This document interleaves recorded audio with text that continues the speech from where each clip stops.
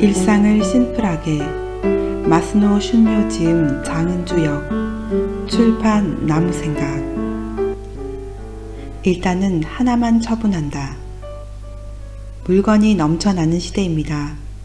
특별히 욕심 부리지 않아도 저절로 주위에 물건이 늘어갑니다. 방안을 둘러보세요. 거기에 있는 물건은 정말 필요한 것들일까요? 한 번밖에 입지 않은 옷, 비슷비슷한 디자인과 용도의 가방, 어떻게든 정리하고 싶은데 좀처럼 버릴 수가 없습니다. 혹시 다시 입을지도 모르잖아.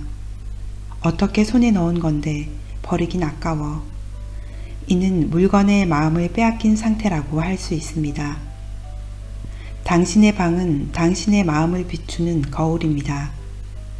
만일 당신의 방에 불필요한 물건이 많다면 당신의 마음도 불필요한 것들로 넘쳐나고 있는 것입니다. 마음속이 욕망이나 집착, 질투 등으로 가득 차 있는 것입니다. 우선 당신이 갖고 있는 불필요한 물건을 하나만 처분해 보면 어떨까요? 20개의 가방 중에 5개를 처분하기는 어려워도 20개의 가방 중 1개라면 어떻게든 처분할 수 있지 않을까요? 비슷한 디자인이 여럿 있다면 그 중 하나를 친구에게 줍니다. 하나라면 충분히 가능합니다. 사실 그 하나는 큰 의미를 갖습니다. 20개의 가방 중 1개는 작은 수지만 그 하나를 처분함으로써 필요하다고 생각했는데 필요 없는 것이었어. 나도 처분할 수 있어 라고 조금은 마음이 가벼워지기 때문입니다. 그 작은 자신감이 당신의 생활 방식을 확연히 바꾸어 줍니다. 집착에서 해방된 산뜻함, 그것을 알게 됨으로써 지금껏 안고 있던 욕망이 조금씩 줄어듭니다. 더 이상은 필요 없다는 생각에 이를 때 당신의 마음에는 여유와 만족감이 생겨날 것입니다. 아침 시간을 소중히 한다. 아침 공기는 깨끗합니다. 설령 도심 한가운데 있어도 아침 공기만은 맑고 깨끗합니다. 전날의 더러움이 완연히 가신 듯한 맑은 공기가 거리를 감싸고 있습니다. 그런 아침 공기를 가슴 가득 들이마시는 것은 몸과 마음 모두에 아주 좋습니다. 매일 아침 조금 일찍 일어나 방의 창문을 활짝 열어봅니다. 가능하다면 집 밖으로 나가 맑은 공기를 실컷 들이마십니다. 그렇게만 해도 상쾌한 하루를 시작할 수 있습니다. 아침에 알람이 울립니다. 졸리니까 10분만 더 자려고 합니다. 하지만 그 10분이 부족한 잠을 해소해 줄 리 만무합니다. 잠이 부족하다면 밤에 30분 일찍 잠자리에 드는 편이 훨씬 질 좋은 수면을 취할 수 있는 방법입니다. 그리고 아침에는 10분 일찍 일어나 하루를 여유롭게 시작해 보세요. 차를 마시면서 바깥 풍경을 바라봅니다. 혹은 오늘 하루 할 일에 대해 이런저런 생각을 해봅니다. 그런 여유가 마음의 여유로도 이어집니다. 밤이 되면 다양한 걱정거리가 머릿속을 떠돕니다. 하루를 돌아보며 무심코 감정이 고조되기도 합니다. 감정의 고조나 걱정거리는 밤이라는 필터를 거치면 점점 커져갑니다. 만일 밤에 걱정거리나 불안이 덮쳐온다면 내일 아침에 생각하자 라고 일단 거기에서 멈춥니다. 그리고 다음날 아침에 다시 생각해보면 그 대부분은 별일이 아니었음을 깨닫게 됩니다. 한 생리학 박사는 아기는 저녁이 되면 울기 시작하는 일이 많다. 그것은 어두워지는 것에 대한 불안 때문이다 라고 말했습니다. 사람은 태양이 떠오르는 것과 함께 활동을 시작합니다. 아침 공기를 들이쉬는 것만으로 의욕이 솟습니다. 몸의 구조가 그렇게 되어 있습니다.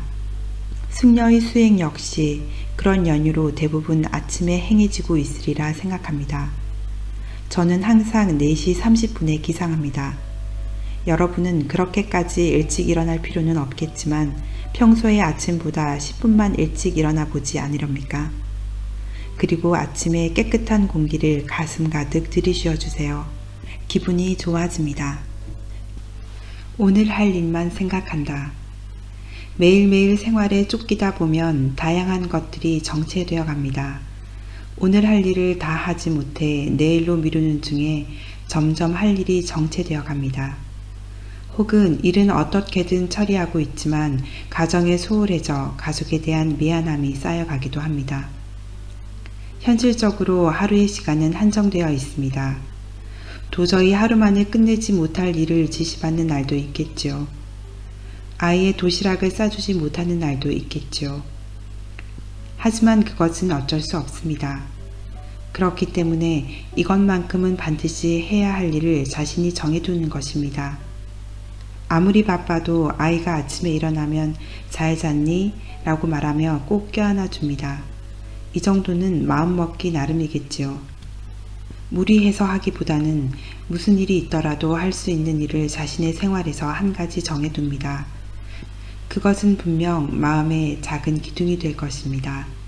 일에 있어서도 혹여 내일로 넘기게 되는 일이 있더라도 마음까지 내일로 넘기지는 않도록 합시다. 어제 하려고 했던 일이 남아있다고 생각하는 사람이 있습니다. 현실은 그럴지라도 그렇게 생각하는 대신 이것은 하다 남은 일이 아니라 오늘 할 일이라고 생각합니다. 같은 일이라도 하다 남은 일과 오늘 할 일은 마음가짐이 다른 법이니까요. 어제 하지 못했다고 후회해봤자 더는 돌이킬 수 없습니다. 오늘이라는 새로운 하루가 이미 시작되었기 때문입니다. 하나하나 진중하게 한다. 심플하게 살아간다는 것은 다른 말로 하면 진중하게 살아가는 게 아닐까 싶습니다. 그렇다면 진중하게 살아간다는 건 어떤 것일까요? 하나하나의 일에 대해 진중하게 임하는 것이라고 생각합니다. 지금은 속도감이 빠른 시대입니다. 그 속도감을 따라가기 위해 어느샌가 매사에 초조해지기 십상입니다. 뭔가를 하면서도 마음은 다른 뭔가에 빼앗겨 있습니다. 빨리 끝내지 않으면 다음으로 나아가지 못한다고 초조해져 심신이 쫓기는 듯한 상태에 있는 사람도 많습니다. 일에 있어서나 일상에 있어서나 한 가지 일을 조잡하게 하면 그 조잡함은 점점 전염이 되어 갑니다. 시작이 조잡하면 결국 마지막까지 조잡해집니다. 끽다 끽반이라는 유명한 선어가 있습니다. 직역하면 차를 마실 때는 차 그 자체가 되고 밥을 먹을 때는 밥 그 자체가 되라는 말입니다. 지금 자신이 하고 있는 일에만 마음을 집중하는 것, 다음에 올 일을 생각하지 않고 지금 하고 있는 일에만 주의를 기울이는 것, 즉 하나하나의 일을 완결시키는 것이 중요하다는 가르침입니다. 당신이 일상적으로 행하는 일, 그 하나하나를 떠올려 보세요. 요리를 할 때 내일 일정을 생각하면서 칼을 잡고 있지는 않나요? 다른 사람과 이야기하면서 하다만 일을 생각하고 있지는 않나요? 눈앞의 일에 집중하지 않고 무심결에 다른 생각을 하는 경우는 종종 있습니다. 그런 습관을 조금만 재점검해 보면 어떨까요? 휴식 시간에 차를 마실 때는 마음속으로 아, 맛있다 라고 생각하며 차를 마시는 데에만 집중해 봅니다. 요리를 할 때는 오로지 요리하는 데에만 신경을 씁니다.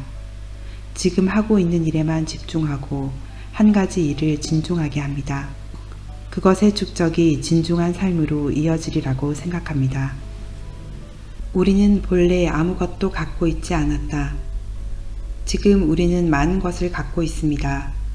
집과 차, 옷과 신발, 취미에 사용하는 도구와 생활에 필요한 일용품, 혹은 회사에서의 일, 지위, 급여, 저축 등 헤아릴 수 없을 만큼 많은 것들을 손에 넣고 그것들을 잃지 않으려고 분투합니다. 한 번 손에 넣은 것은 놓치려 하지 않을 뿐더러 여전히 부족하다고 생각합니다. 그런 날들 속에서 대체 자신의 인생은 무엇인지 생각해 본 적이 있나요?